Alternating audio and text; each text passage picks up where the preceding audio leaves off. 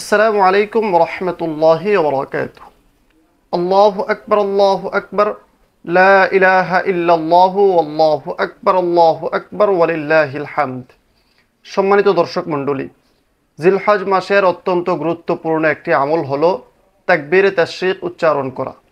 তাকবীরে তাশরিক হলো আল্লাহু আকবার, লা ইলাহা ইল্লাল্লাহু আল্লাহু আকবার ওয়ালিল্লাহিল হামদ, এই বাক্যটি।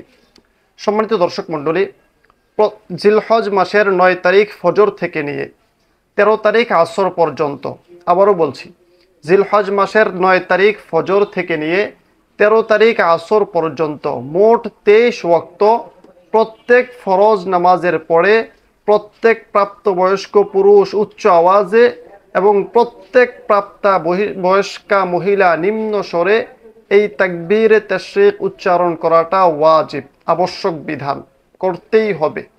সম্মানিত দর্শক মণ্ডলী, যদি কোনো পুরুষ লজ্জাজনিত কারণে কিংবা অলসতার কারণে নিম্ন স্বরে তাকবীরে তাশরিক উচ্চারণ করে, তাহলে সেটা তার জন্য জায়েজ হবে না, তার তাকবীরে তাশরিক আদায় হবে না, পুনরায় তাকে উচ্চ আওয়াজে আদায় করতে হবে।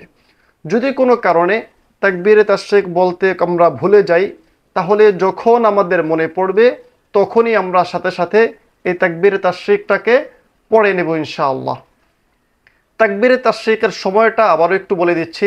সময়টা হলো 9 তারিখ, জিলহজের 9 তারিখ, অর্থাৎ যেদিন আমরা ঈদুল আজহা উদযাপন করি তার আগের দিন ফজর থেকে নিয়ে, ইয়াউমে আরাফার ফজর থেকে নিয়ে, যেদিন আমরা ঈদুল আজহা উদযাপন করি তার আগের দিন ফজর থেকে নিয়ে ঈদের তৃতীয় দিন আসর পর্যন্ত, 10 তারিখ, 11 তারিখ, 12 তারিখ, 13 তারিখ, তৃতীয় দিন আসর পর্যন্ত এই মোট 23 ওয়াক্ত প্রত্যেক ফরজ নামাজের পরে এই তাকবীরে তাশরিক এটা আমরা পড়বো ইনশাআল্লাহ।